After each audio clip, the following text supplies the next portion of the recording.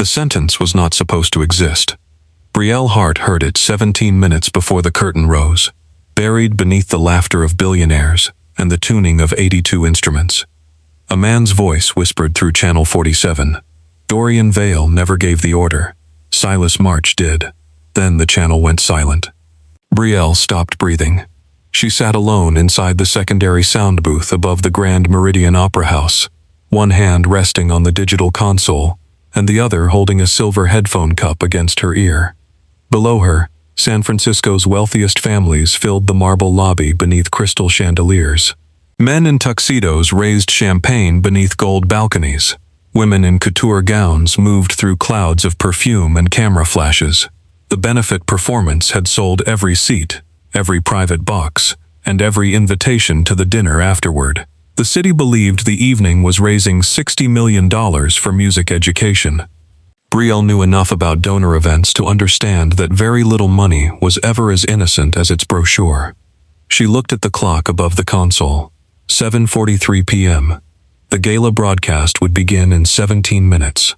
She rewound the raw channel. Static. A faint vibration from the orchestra pit. The scrape of a chair inside a private box. Then the same sentence. Dorian Vale never gave the order. Silas March did. Brielle removed her headphones. Her pulse remained loud inside her ears. Channel 47 was not listed on the opera's input map.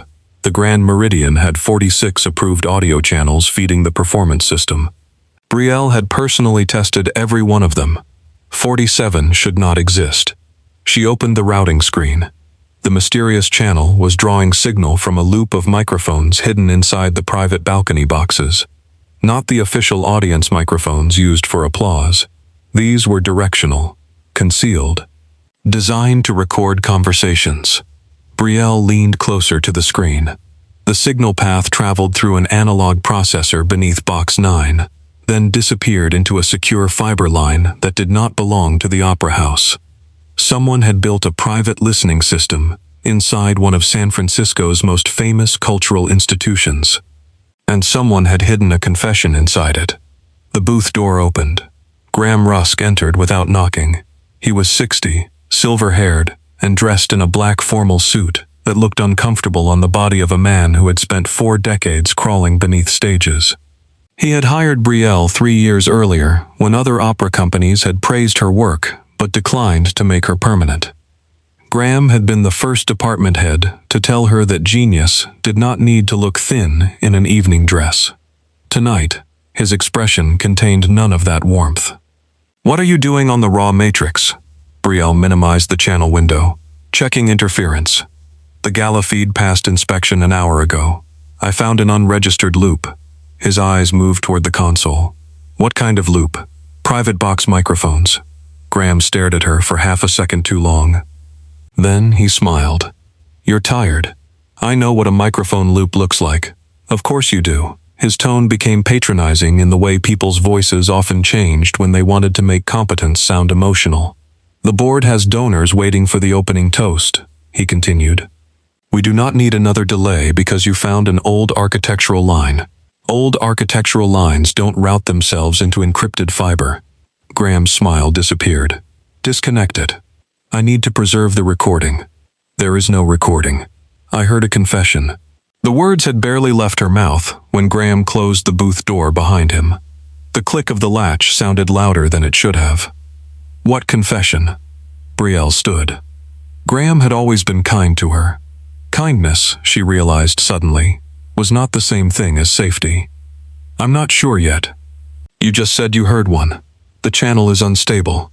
His gaze settled on her left hand, which rested near the portable recorder clipped to her belt. "Give me the drive." "No." "Brielle." I said no. For years, she had trained herself not to soften refusals so other people could feel more comfortable ignoring them. Graham's jaw tightened. Then voices sounded outside the booth. He stepped away from the door. A production assistant entered, breathless. "Mr. Rusk, Silas March wants the sound team downstairs. The donor toast is moving early." Graham looked at Brielle. "Bring nothing." He left with the assistant. Brielle waited until the door closed. Then she copied the 4-second recording onto the smallest memory card she owned and slid it beneath the stone in her earring. It was not the first time someone had underestimated what a woman could hide in jewelry.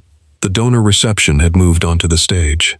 The Grand Meridian's enormous red curtain had been raised to reveal the set for that evening's opera, The Queen of Ashes, a towering black palace surrounded by silver trees, and a staircase descending into artificial fog.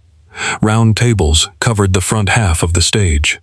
Candlelight reflected off crystal glasses. The orchestra waited unseen below the temporary floor. Brielle stood near the sound table in a sapphire blue evening gown she had chosen because the opera's executive director had insisted senior staff appear donor-ready.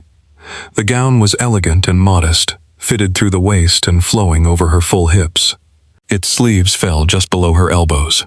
Her thick curls had been pinned into a low arrangement at the back of her head. She had felt beautiful when she left her apartment. By the time she reached the stage, she felt observed. Silas March stood at the center of the reception, beneath a suspended crown used in the final act. He was 54, lean, silver-eyed, and publicly beloved. His foundation funded hospitals, scholarship programs, political campaigns, and nearly half the opera's annual budget. His cruelty was polished enough to look like humor. "Brielle," he called, "come save us." She approached the center table. Silas held up a wireless microphone. "Our audio has developed a rather embarrassing echo." Brielle listened. The microphone sounded normal. "There's no echo." Silas smiled.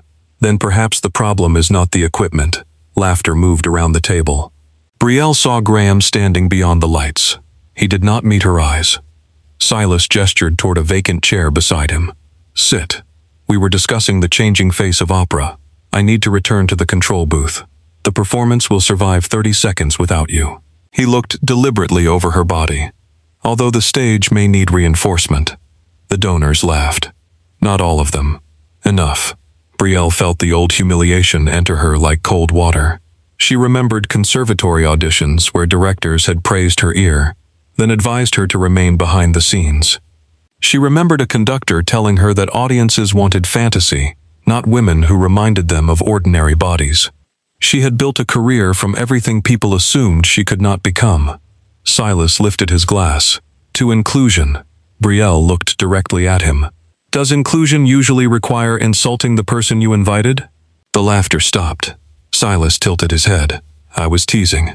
Teasing requires shared amusement." A woman near the table lowered her champagne. Silas's smile became smaller. "Careful. Confidence is attractive until it becomes ingratitude." Brielle felt several donors watching Graham, waiting for him to discipline his employee.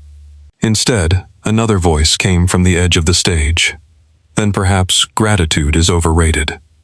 The room changed before Brielle turned. Conversations died. A senator lowered his glass. Two men near the stage entrance straightened, as if responding to a military command. Dorian Vale walked through the candlelight. He wore a black tuxedo without a bow tie, the collar of his white shirt open by a single button. He was 40, tall, powerfully built, and controlled in a way that made other men's confidence look theatrical. His dark hair was combed back from a hard, angular face. Silver touched both temples. A narrow scar crossed the edge of his jaw. His eyes were a deep, unsettling green. Dorian did not appear angry. That was what frightened everyone. Silas rose. "Dorian, we were not expecting you until the performance. I changed my schedule." Clearly. Dorian's gaze moved to Brielle. It stayed there. She had seen him only in newspapers and security photographs used by event staff. Vale Maritime, Vale Transit, Vale Security Systems. His legitimate companies controlled ports, freight terminals, private data lines, and enough of the city's infrastructure that politicians used the word partnership when they meant dependence. The criminal stories were less specific. People disappeared from unions that challenged him. Rival operations collapsed without public violence. Men who betrayed Dorian Vale were rarely found bleeding in alleys. They were found alive, bankrupt, and abandoned by everyone who had once answered their calls. Silas noticed the direction of Dorian's attention. He smiled. "Miss Hart has been entertaining us."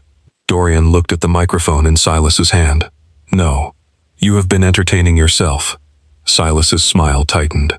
Surely you are not offended on her behalf. I am rarely offended. Dorian stopped beside Brielle. But I dislike small men using crowded rooms to feel larger. A few donors looked down. Silas's face cooled. She is an employee. Dorian's gaze returned to him. That is not a social class.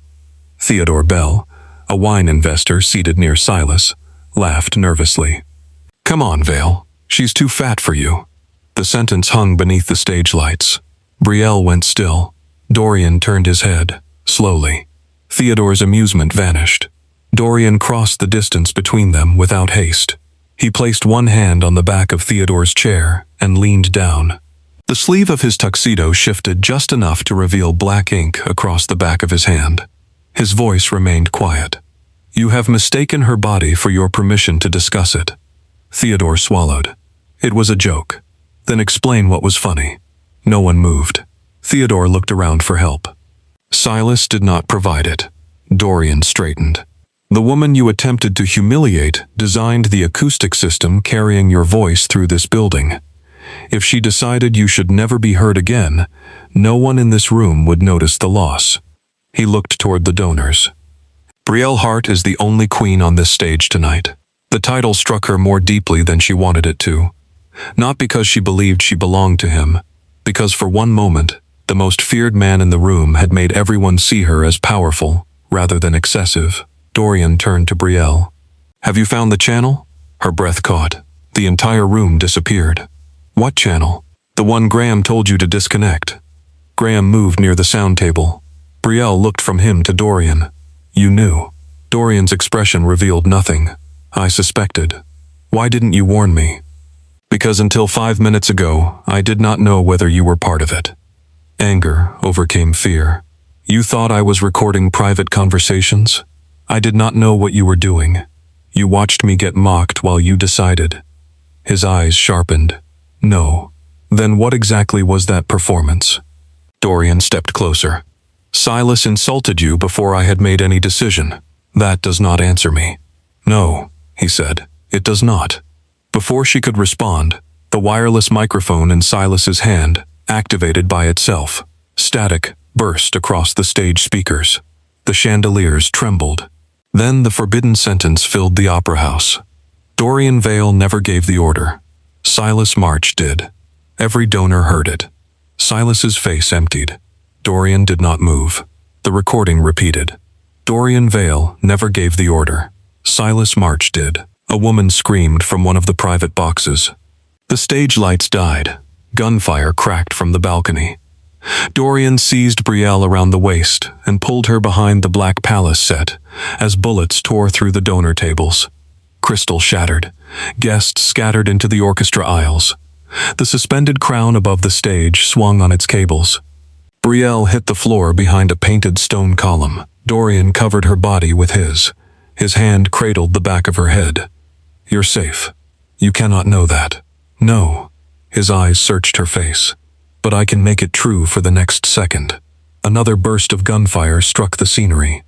Dorian drew a compact weapon from beneath his jacket, but kept it low. His men moved through the darkness, returning fire toward the balcony. Brielle heard Graham shouting near the sound table. Then a metal door slammed behind them. The stage wall shifted. A narrow service panel opened into darkness. Dorian pulled Brielle toward it. She resisted. My crew is out there. So are the men trying to kill you. They're shooting at you. The first bullet struck your console. He dragged her through the service opening as the palace wall closed behind them. They entered the hidden interior of the stage. Wooden braces, steel frames, ropes, counterweights, cables, and narrow maintenance paths surrounded them. The gala continued as muffled chaos beyond painted canvas. Dorian touched an earpiece. Nothing. The building communications are compromised. Brielle listened. A faint hum traveled through the wall. No, they're still active. How do you know? I can hear the amplifiers. She pulled a compact monitor pack from beneath her gown and connected 2 wired-in earpieces. Dorian looked at them. One channel. No wireless transmission. You carry emergency monitors under formal clothing? I work in live theater. She inserted one earpiece, then held the other toward him. Dorian did not take it. "If we speak aloud," she said, "the hidden microphones can locate us." His gaze dropped to her hand. "Put it in." "What?" "The earpiece." Brielle stepped closer. Dorian lowered his head. Her fingers brushed his ear as she fitted the monitor. The contact was brief. His body became completely still. A strange current passed through her. She pulled her hand away. Through the wire, his voice arrived as a whisper directly inside her ear. "Where does this passage lead?" "To the fly tower, orchestra level, and old acoustic chambers behind the boxes." "Which route has the fewest microphones?" "None." His eyes met hers in the dark. "That is inconvenient." "You built the system." A pause. "I financed part of it." The admission chilled her. "You knew those boxes were being recorded." "I knew what they were designed to do." "That is not better." "No!" A mechanical click sounded behind them. Brielle looked up.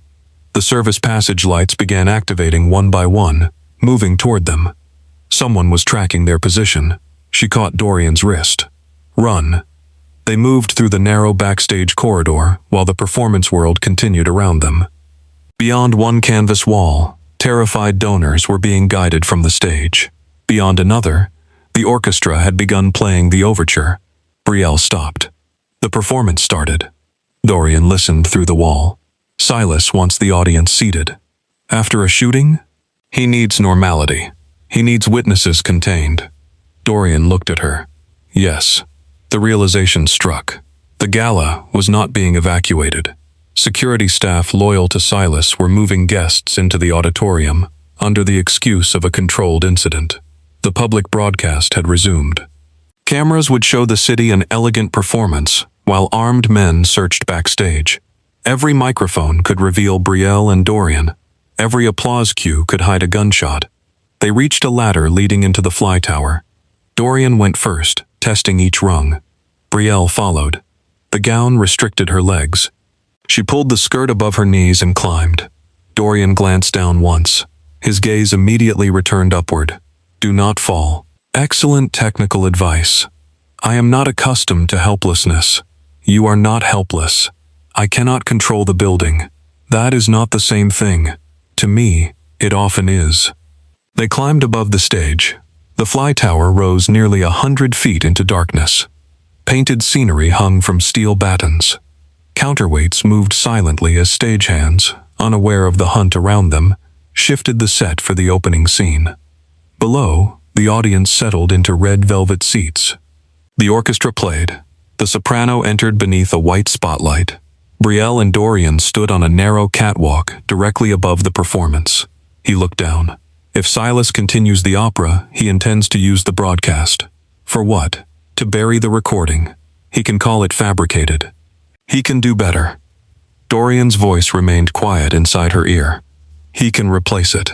Brielle understood. The raw loop contained one sentence. If Silas captured enough of Dorian's voice tonight, the recording could be reconstructed, edited, or discredited. Every microphone was not only a locator. It was collecting material. She looked at Dorian. Stop speaking. His eyes narrowed. Why? They need your voice. He became silent. Brielle pointed toward the bone conduction cue panel built into the catwalk rail. She typed a message. They can synthesize your speech. Dorian read it. Then wrote, Can you prove the recording is real? Not from 4 seconds. What do you need? The original loop. Where? Box 9 processor or master archive? Dorian looked toward the private balconies across the auditorium. Box 9 sat above the left side of the stage, occupied by Silas March and 3 political donors. A concealed acoustic chamber ran behind it. Dorian typed, We go to the archive.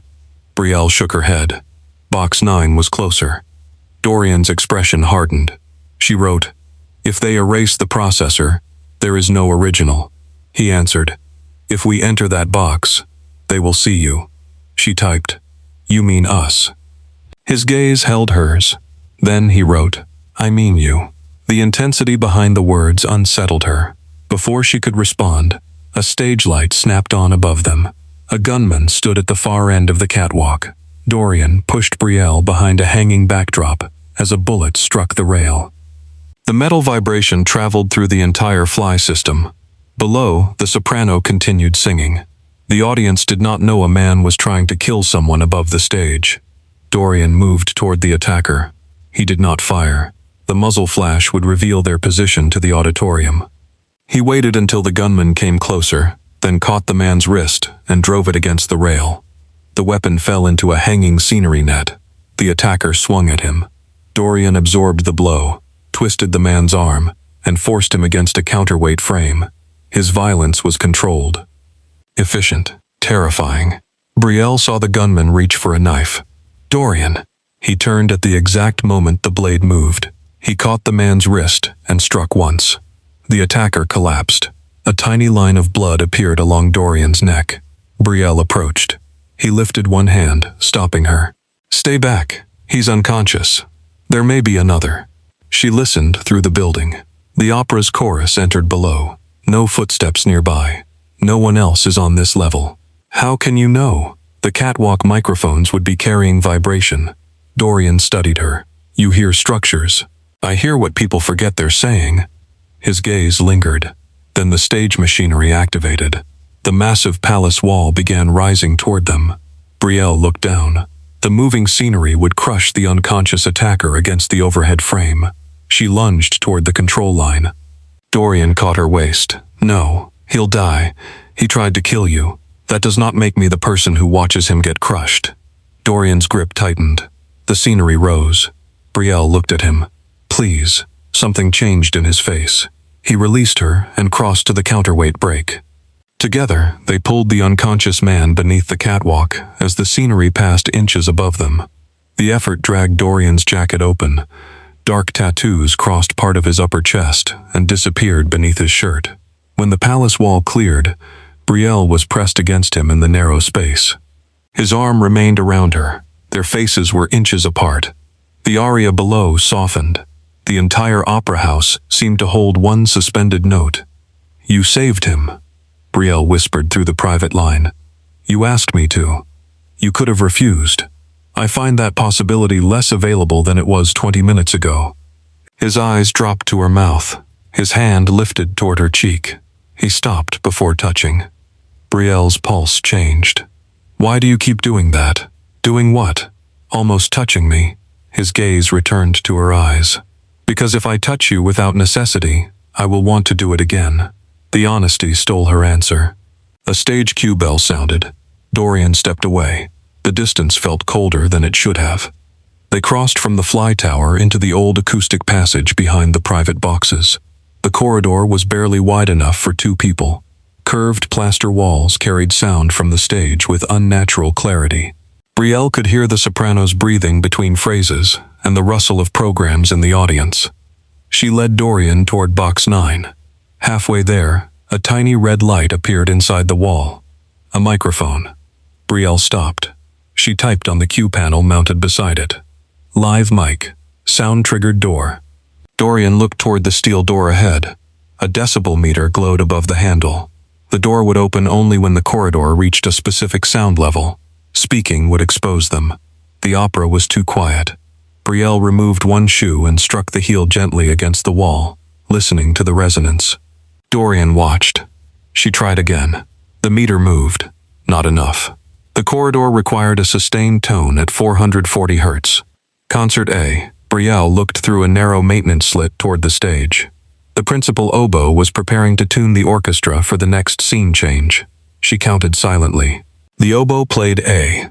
The corridor vibrated. Brielle pressed her palm against the microphone housing, redirecting the resonance. The meter reached green. The door opened. Dorian stared at her. She stepped through. "Competence," he whispered through the earpiece, "is becoming a dangerous attraction. You thought I was involved in the conspiracy 30 minutes ago. I was wrong. You are not accustomed to saying that. No. Try not to injure yourself." His mouth almost curved. They entered the chamber behind box 9. Copper wires, analog tape loops, and directional microphone processors covered the walls. The system was older than Brielle expected. Some components dated back 20 years. At the center, a reel-to-reel machine turned slowly. The same 4-second sentence repeated through a monitoring speaker. Dorian Vale never gave the order. Silas March did. Brielle removed the reel. Dorian stopped her. Check for a trigger. She examined the spindle. A pressure contact sat beneath it. Removing the tape would send an alert. I need to duplicate it in place. How long? 3 minutes. We have less. He looked toward the thin wall separating them from Silas's private box. Through a ventilation slit, Brielle could see him seated with the mayor, a police commissioner, and Graham Rusk. Graham leaned toward Silas. She copied the recording. Silas's face remained turned toward the performance. Where is she? Vale took her backstage. Then the loop worked. Brielle's hands froze. The recording had been bait. Silas wanted Dorian to hear it. Graham continued. The city simulcast is active. We can isolate his voice once he reaches the archive. And the woman? She knows too much. Silas lifted his champagne. Then let Vale become emotional. Emotional men make public mistakes. Brielle felt sick. Graham had not merely concealed the microphones. He had delivered her. She looked at the man who had encouraged her career, defended her in meetings, and taught her how to protect delicate equipment from careless power. Every kindness rearranged itself into surveillance. Dorian saw her face. What? She pointed toward the ventilation slit. He listened. Graham's voice continued. She trusted me. Silas smiled. That is why you were useful. Brielle looked away. Dorian's hand rose toward her shoulder. Again he stopped. This time she noticed. Touch me, she whispered. He did. His hand settled against the back of her neck. Warm, steady. The contact did not erase betrayal. It gave her somewhere to stand inside it. I should have known, she said. No. He knew everything I was testing. Trust is not evidence of stupidity. It feels like it. That feeling is one of betrayal's more efficient lies. She turned toward him. How would you know? His eyes changed. Because Silas once sat at my table. Brielle stared. Dorian looked at the rotating tape. 15 years ago, the city's 3 largest criminal organizations were using the port as a battlefield. Men died because shipments crossed by 7 minutes. I financed an acoustic monitoring system inside private meeting rooms. The opera boxes, they were neutral ground. Politicians, union leaders, businessmen, and families all attended performances. You recorded them. Yes, you blackmailed them. Sometimes, she stepped away from his hand. And you expect me to trust you? No. The answer came without defense. I expect you to understand the danger. Did you build Channel 47? I authorized the original loop. The confession hurt differently from Graham's betrayal. Perhaps because a part of her had already wanted Dorian to be better than his reputation. He continued. The system was intended to detect planned violence. Silas discovered that information could be sold more profitably than peace. When I tried to shut it down, he used the network to frame me for the Harbor Center bombing. Brielle knew the story. 6 years earlier, an explosion had destroyed a waterfront municipal building and killed 11 people. Investigators had never charged Dorian, but the city had treated his guilt as public knowledge. The voice on the tape, she said. Who is it? Lena Corbett, Deputy City Comptroller. She recorded Silas? She attended a private meeting in this box. She discovered he had paid the bomber and redirected the investigation toward me. What happened to her? She was killed before she could testify. Brielle heard the weight beneath his voice. You tried to protect her. I failed. And the original recording remained here. I believed Silas destroyed it. Why not expose him when you suspected the truth? Because the tape also contains my admissions about the surveillance network. Brielle looked at him. There it is. Yes. You wanted justice without consequences. I wanted Silas dead and the system buried. That is not justice. No. The tape turned between them. Dorian's face remained controlled, but she saw the tension beneath it. He did not ask her to forgive him. That made his guilt harder to dismiss. She connected her portable recorder to the real machine. The duplication began. 2 minutes, 40 seconds. Footsteps sounded in the corridor. Dorian drew his weapon. Brielle caught his wrist. The microphone. If he fired, the shot would reveal their exact location. He lowered the gun. The door handle moved. Brielle looked around the chamber. No second exit. Only the ventilation opening into Box 9, and a vertical cable shaft leading down behind the auditorium walls. The shaft was narrow. Dorian examined it. "You first. We'll be exposed. You will be dead if we stay." The door began opening. Brielle disconnected the recorder before the transfer completed. 84%. Not enough to preserve the final section. Dorian lifted the vent grill and pushed her into Box 9. Silas turned. For one silent second, Brielle stood among the city's most powerful men, while the opera continued beyond the velvet railing. The mayor stared. The police commissioner reached inside his jacket. Dorian emerged behind her. Silas smiled. Perfect timing. Dorian moved between Brielle and the room. The audience below could see only his back. Silas raised one hand. "No violence, not during the duet." Dorian's voice entered Brielle's ear. "Go to the balcony." She did not move. The police commissioner drew a gun beneath the table. Dorian saw it. He stepped closer to Silas. "You used her." Silas sipped his champagne. "I used her talent. You seem interested in everything else." Brielle felt the commissioner move behind her.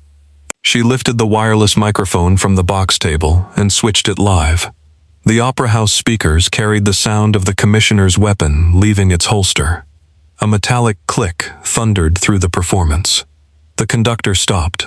The soprano turned toward Box 9. Every audience member looked up. The commissioner froze. Brielle held the microphone. "If anyone fires," she said, "the entire city hears it."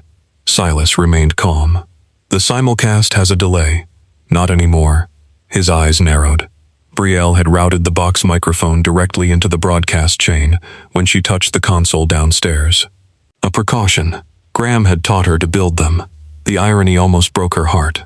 Dorian looked at her with something fierce and astonished. Silas leaned back. "Miss Hart, you are standing beside a criminal. So are you." A murmur moved through the auditorium. The mayor stood. "This is inappropriate." Brielle aimed the microphone toward him. "Then say something appropriate." Dorian nearly smiled. Silas did not. He touched the ring on his right hand. The box lights went out. A burst of feedback screamed through the speakers. Someone struck Brielle from behind. The microphone fell. Dorian caught her before she hit the railing. Gunfire erupted inside the dark box. The audience screamed. Dorian pulled Brielle through the cable shaft opening as security shutters sealed Box 9. They descended into darkness. The shaft dropped behind the auditorium walls to the orchestra level. Brielle's gown caught on a bracket and tore along the lower seam. Dorian climbed below her, guiding her feet toward each rung. Halfway down, the metal ladder shook. A bullet struck above them. Graham leaned into the shaft with a gun. "Brielle, stop." She looked up. His face was shadowed by the emergency lights. "You could have walked away," he said. "You taught me not to abandon a live system. I taught you to survive institutions that would never love you. You delivered me to one." Graham's expression hardened. "I gave you a career. You gave me access because Silas needed my skill. You would still be freelancing in community theaters without me." The words cut because they carried enough truth to resemble ownership. Dorian's voice came through Brielle's earpiece. "Keep climbing." Graham aimed. Dorian moved beneath her. The shot struck his shoulder instead. His body slammed against the ladder. Brielle grabbed his jacket. "Dorian, I'm here." Blood darkened the black fabric. Graham prepared to fire again. Brielle reached for the emergency release beside the ladder. She pulled it. A fire curtain dropped through the shaft between them. Graham shouted as the steel barrier struck his arm and knocked the gun away. Brielle and Dorian descended the final 20 feet. At orchestra level, he stumbled against the concrete wall. She caught him. "You were shot. Grazed. You stepped under me." It seemed preferable to the alternative. She pushed his jacket aside. The bullet had torn across the top of his shoulder. Blood spread beneath his shirt, but the wound was not deep. Brielle removed the silk wrap from her shoulders and pressed it against him. "You cannot keep deciding your body is expendable." His eyes held hers. "I can, when the other body is yours." That is not romantic. No, it is controlling. His expression tightened. "I am trying to distinguish the two." Try faster." She tied the silk around his shoulder. His uninjured hand rested on the wall beside her, close enough to trap her without touching. Brielle became aware of the space between them. The distant orchestra had resumed. The opera continued above as though the building itself were denying what happened inside it. Dorian looked down at her torn gown. "Are you hurt?" "No." He touched a small scrape near her elbow. The contact was so gentle it contradicted everything dangerous about him. Brielle looked up. "You knew my name before tonight." "Yes." "How?" "I read the production reports." "Why?" "I monitor every system connected to this building." "That sounds almost reasonable." "It is not the entire answer." She waited. Dorian's eyes moved over her face. 3 months ago, you stopped a donor rehearsal because a temporary speaker array was placing unsafe pressure on a chorus of children. Brielle remembered. The board had threatened to replace her. She had refused to continue until the equipment was moved. "You were there?" "Box 12. You watched me. I listened. For 3 months? When your reports crossed my desk." The truth unsettled her. "Were you obsessed with me before we met?" "No." A pause. "Interested." "That is not significantly better. It was professional at first. And now?" His hand remained near her elbow. The orchestra swelled above them. "Now every room feels incorrectly balanced when you are not inside it." Brielle's breath caught. He leaned closer. Not enough to kiss her. Enough that she could feel his restraint. She whispered, "Dorian." A warning alarm sounded through the corridor. The raw audio channel activated inside their earpieces. This time, the confession continued beyond the familiar sentence. Dorian Vale never gave the order. Silas March did. Graham Rusk built the loop. The archive is beneath the prompter's desk. If this recording survives, play the final aria. Brielle stared at Dorian. Lena Corbett had left instructions. The final aria. The broadcast, Brielle said. Dorian understood. The opera's final aria, Let the City Hear, used every available microphone and was transmitted through a municipal arts partnership to outdoor screens, radio stations, transit plazas, and public buildings across San Francisco. If they integrated the confession into that feed, Silas could not bury it. But the full recording would also expose Dorian's surveillance network. Dorian looked toward the corridor leading beneath the stage. "We retrieve the archive. And then, I destroy it." Brielle stepped back. "No. It contains the names of people who will start a war if exposed. It contains proof Silas murdered Lena Corbett, and my admissions." There it is again. His face became cold. "You do not understand the consequences. I understand that you want the truth controlled. I want you alive. Those are separate decisions." "Not tonight." Brielle removed his earpiece. His voice vanished from her ear. She placed it in his palm. "I will not help you replace Silas's silence with yours." She turned toward the stage tunnel. Dorian caught her wrist. Not painfully, firmly. "Let go. If you reach the archive alone, they will kill you. If I stay with you, you destroy it." His jaw tightened. "You are asking me to surrender everything." "No. I am asking you to stop making everyone else surrender so you never have to." The words hit him. His hand loosened. Brielle pulled free. For 1 second, neither moved. Then Dorian placed the earpiece back in his ear. "I am coming with you." "Why?" "Because your refusal to obey me has not reduced my need to keep you alive." "That is not an answer. It is the only one I have." They moved beneath the stage together. The prompter's position sat at the front of the stage, half hidden inside the orchestra pit. To reach it, Brielle and Dorian had to cross behind the lower scenery while the second act unfolded above them. They crawled through fog tubes, electrical runs, and narrow spaces beneath moving platforms. Every spoken word risked reaching a microphone. Brielle guided them by touch. The stage floor vibrated with the dancers' steps. Dorian followed her into darkness without questioning the route. At the edge of the orchestra pit, they waited beneath the conductor's podium. The audience sat only feet away. Silas's men searched the aisles. Brielle saw polished shoes moving beyond the black curtain. Dorian's hand rested near her waist but did not touch. The prompter's desk stood on the opposite side of the pit. They would have to cross behind the cellos during a scene change. Brielle counted measures. The soprano reached the final phrase. The curtain fell. The audience applauded. Now, they moved. Dorian crossed first, keeping his injured shoulder close to his body.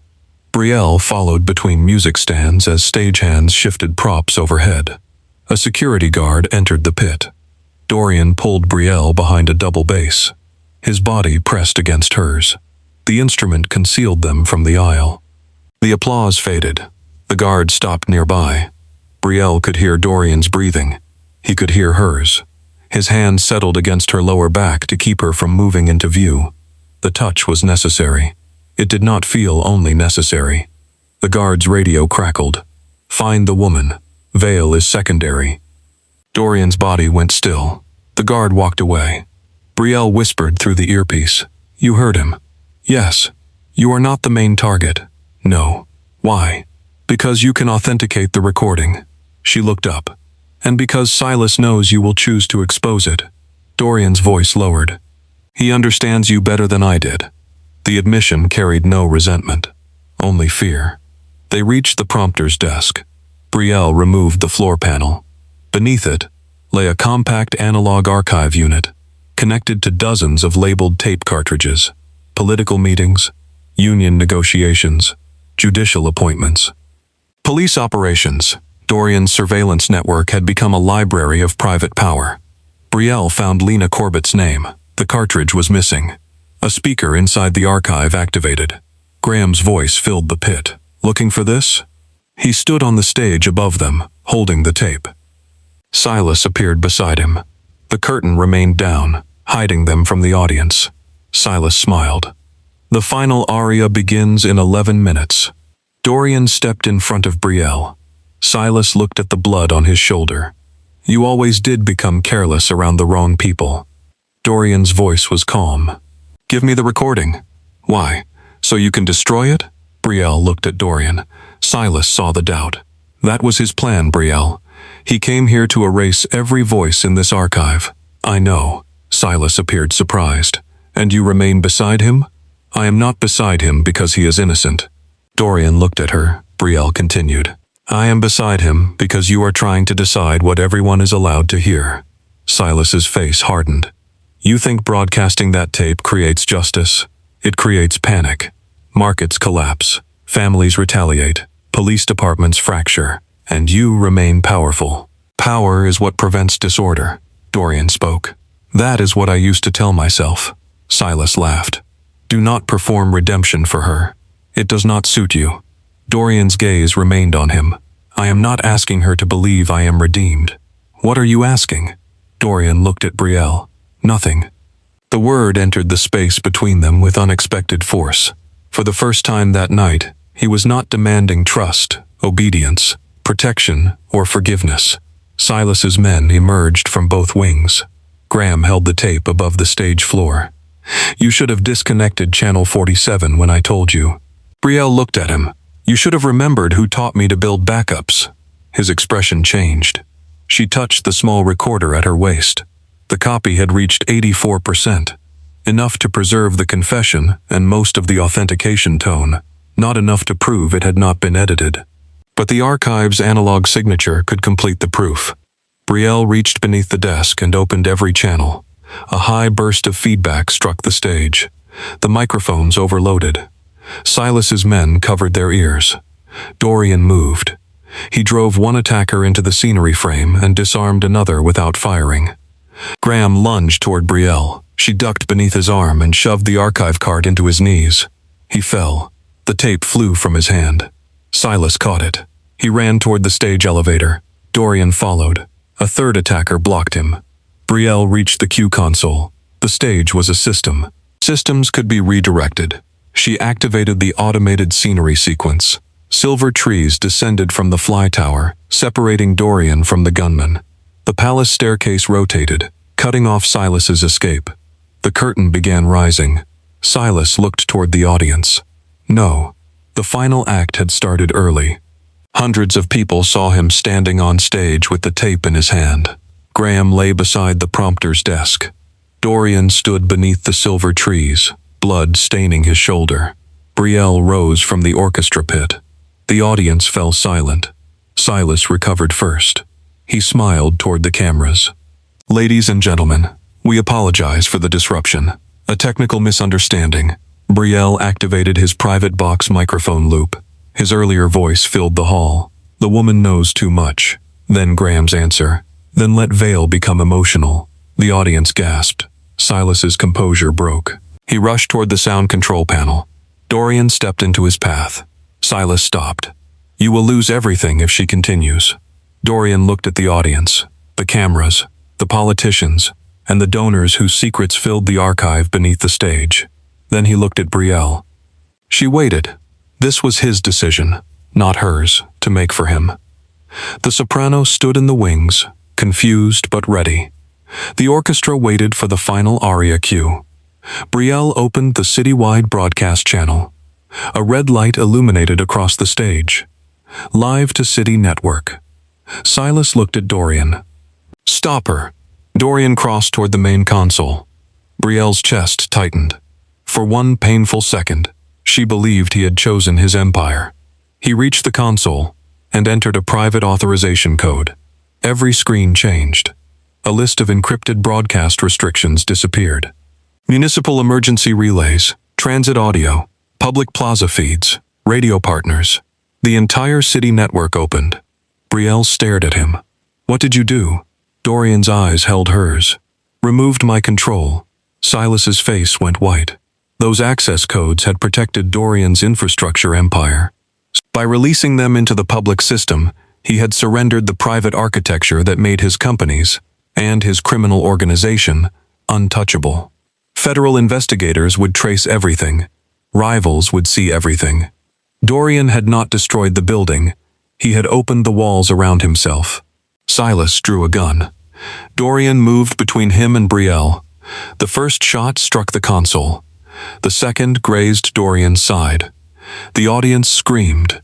Security men loyal to Silas rushed the stage. Dorian's men entered from the lobby, but the crowded auditorium prevented gunfire. The orchestra remained trapped below. Brielle looked at the final aria score. "Let the city hear." The aria's opening note was designed to trigger a resonant response through every acoustic reflector in the building. She knew how to use it. Brielle turned to the soprano. "Sing." The woman stared. "Now."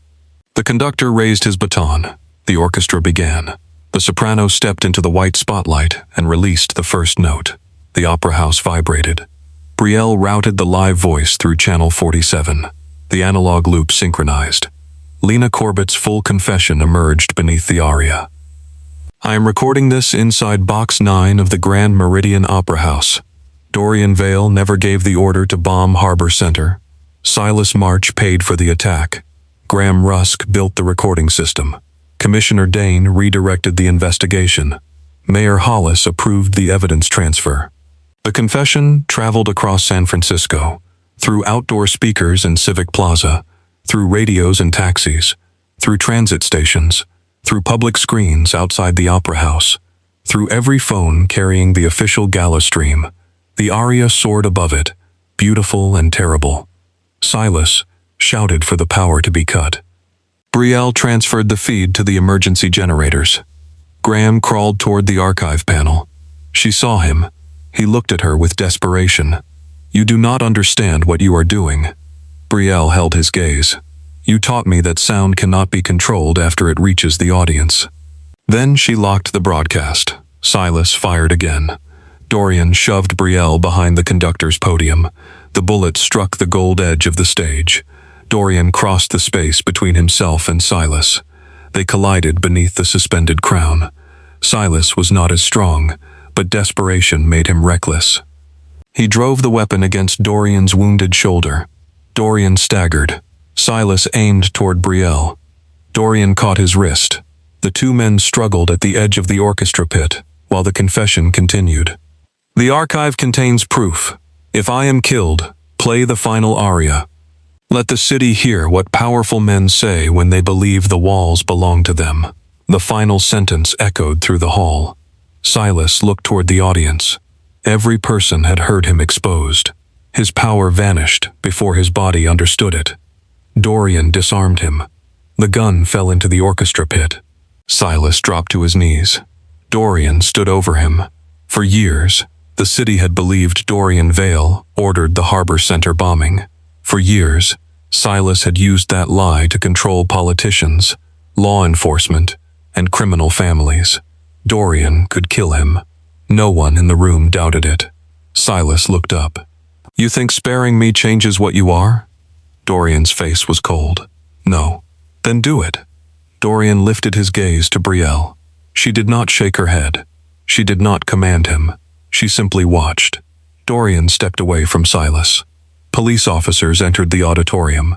Some moved toward Silas. Others hesitated when Commissioner Dane's name repeated through the broadcast. Federal agents from the mayor's security detail took control. Graham tried to run. Brielle blocked his path. He stopped. For a moment, they stood face to face beside the sound console, where he had once taught her to mix a chorus. "I believed in you," she said. Graham's expression twisted. "I made you." "No." Brielle looked toward the stage, where an entire city was hearing the truth, because she had understood what everyone else dismissed as noise. "You gave me a door. I did the work after it opened." Federal agents took him away. The soprano reached the final note. The orchestra held beneath her. Brielle lowered Lena's confession until only the woman's last breath remained beneath the music. Then silence filled the opera house. No one applauded, not at first. The audience sat stunned beneath the chandeliers. Dorian stood near the edge of the stage, wounded, exposed, and no longer protected by the systems he had controlled for 15 years. Brielle walked toward him. Every camera followed. Dorian looked at the city broadcast indicator. "You released everything. You opened the network. For you." Brielle stopped. "No." His expression changed. She continued quietly. "You did it because it was right. Do not make me the excuse for your conscience." The words hurt him. She saw it. Then he nodded. "You are right. You may have lost your companies. Yes. Your political protection. Yes. Your freedom. Possibly. And you still opened it." His eyes remained on hers. "I spent years believing control was the only difference between power and chaos. What changed? You refused to become quiet, simply because powerful men preferred you that way." Brielle's throat tightened. Dorian lifted one hand toward her face. He stopped before touching. The familiar hesitation. This time, she closed the distance herself. She placed his hand against her cheek. The opera house disappeared around them. Dorian's thumb moved once beneath her eye. "You are bleeding," she said. "So are you." A small cut marked her palm from the archive panel. Neither wound mattered compared with everything still standing between them. "You lied to me," Brielle said. "Yes." "You planned to destroy the recording." "Yes." "You helped create the system that killed Lena." His jaw tightened. "Yes. I cannot forgive that tonight." "I am not asking you to. You cannot call me your queen, as though that makes me yours." His gaze deepened. "I know. Do you?" "No." The honesty almost made her smile. "But I want to learn." The cameras remained live. The entire room waited for the feared mafia boss to claim the woman he had defended. Instead, Dorian lowered his hand. "May I kiss you?" Brielle looked at the black tie audience, the politicians, the donors, and the private boxes that had recorded people for years without consent. Then she looked at the man who had finally surrendered his power to control what others could hear. "Yes." Dorian kissed her beneath the white stage light. It was not a performance. It was restrained at first, almost careful, as though he understood that permission could be withdrawn even after it was given. Brielle placed her hand against his chest. His control broke just enough for the kiss to deepen. The audience remained silent. Then one person began applauding. The soprano. The orchestra followed. The applause spread through the opera house, not for possession, not for scandal, but for the truth that had survived everyone who tried to silence it. Dorian rested his forehead against Brielle's. "You should leave before the federal agents question you. So should you." "I will not." "Why?"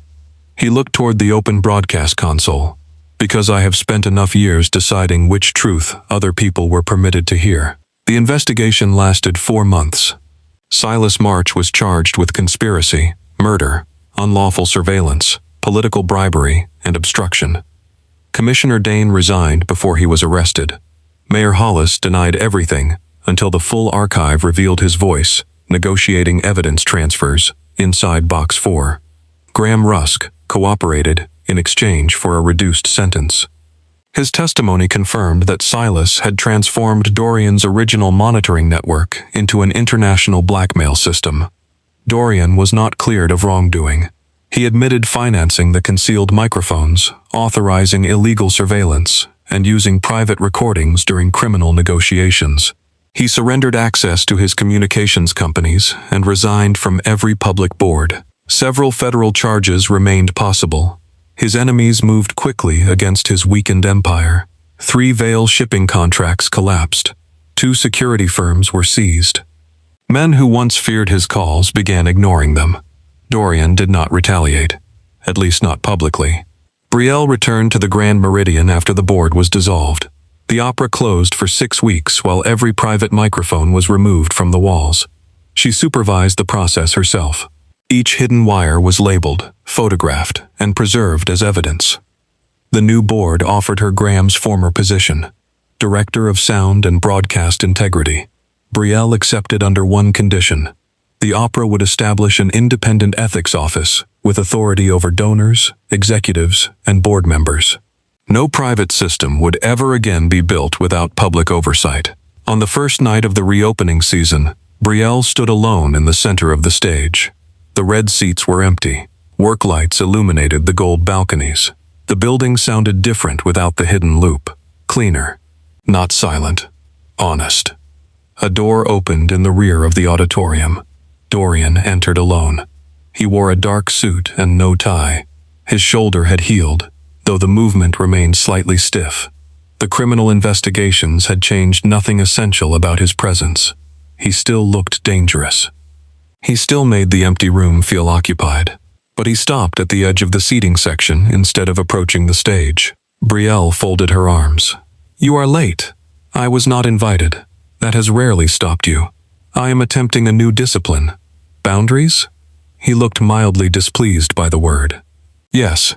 Brielle stepped down from the stage. Dorian waited. He had sent no diamonds, flowers, or property deeds during the 4 months apart. He had not bought the building where she lived or placed guards outside without asking. He had written 3 letters. The first contained an apology without justification. The second contained a list of every system he had surrendered to investigators. The third contained only one sentence. "I do not know how to want you without trying to control the distance between us, but I am learning to remain where you place me." Brielle stopped several feet away. "How are the investigations?" "Ongoing."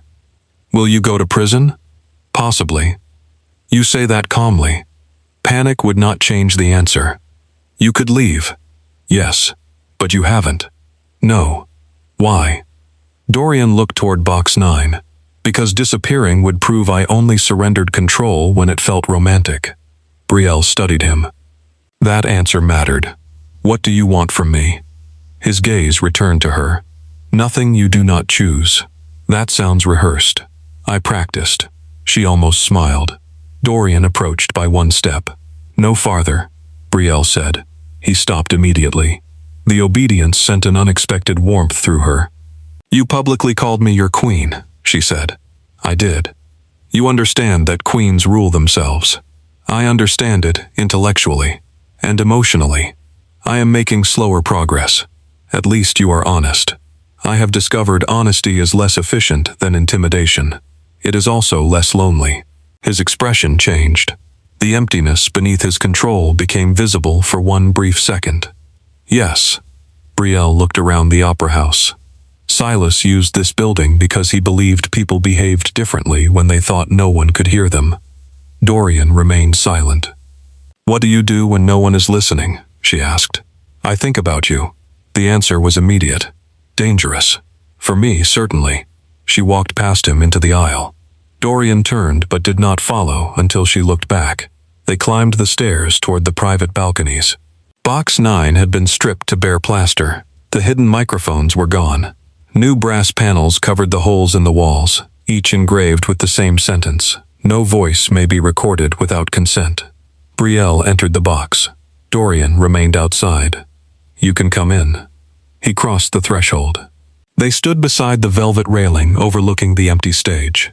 "You lost the opera debt," Brielle said. "Yes. Your companies no longer control the broadcast network. No, you cannot silence this room anymore." Dorian looked at her. "I do not want to. Not even when I say something you dislike?" "That depends on what you say, Dorian." "No." The corner of his mouth moved. "Not even then." Brielle touched the railing. "I was afraid that night. I know. Not only of Silas," his expression hardened. "Of me. Yes." Dorian accepted the truth without looking away. "You were right to be. I was also drawn to you. That was less sensible. Probably." He stepped closer, then stopped beyond touching distance. "The city still fears you," Brielle said. "It should. You are not becoming harmless. No. Good." Dorian's eyes narrowed slightly. She continued, "I do not need harmless. I need accountable." The word settled between them. "I can offer effort," he said. "I cannot promise perfection. Perfection is another form of control. Then perhaps I am improving already." Brielle reached for his hand. Black and gray tattoos crossed the back of it, disappearing beneath his cuff. A man who had controlled ports, politicians, and criminal alliances allowed her to decide whether the distance between them closed. She placed his palm against her waist. His breathing changed. "You are not too much for me," he said. Her gaze sharpened. "That is still measuring me against you." Dorian considered the correction. "You are not too much. Better. You are more than every room that tried to make you smaller." Emotion pressed behind her ribs. "That was almost beautiful. I had assistance." "From whom?" "You." Brielle rose onto her toes and kissed him. This kiss was quieter than the one beneath the stage lights. There were no cameras. No gunshots. No city waiting to hear what powerful people confessed. Dorian's other hand lifted toward her face. He paused. Brielle nodded. He touched her. His fingers moved gently along her cheek, as if learning that restraint did not have to mean distance, and protection did not have to become possession. When they separated, the empty opera house remained silent below them. Dorian looked toward the stage. "Will you call me when the final aria begins?" "Why?" "I would like to hear it without anyone dying. That is an ambitious production goal. I have been told I should develop healthier expectations." Brielle smiled. "You may sit in this box." "May I sit beside you?" "Yes." He offered his hand. He did not take hers. He waited. Brielle placed her fingers in his. Together, they returned to the stage as the work lights brightened across the theater. Above them, the private boxes stood open and empty. The walls no longer listened, and when Brielle raised the master fader, the first sound to fill the grand meridian was not a threat, a confession, or a powerful man deciding who deserved to be heard. It was the orchestra tuning itself honestly before the music began.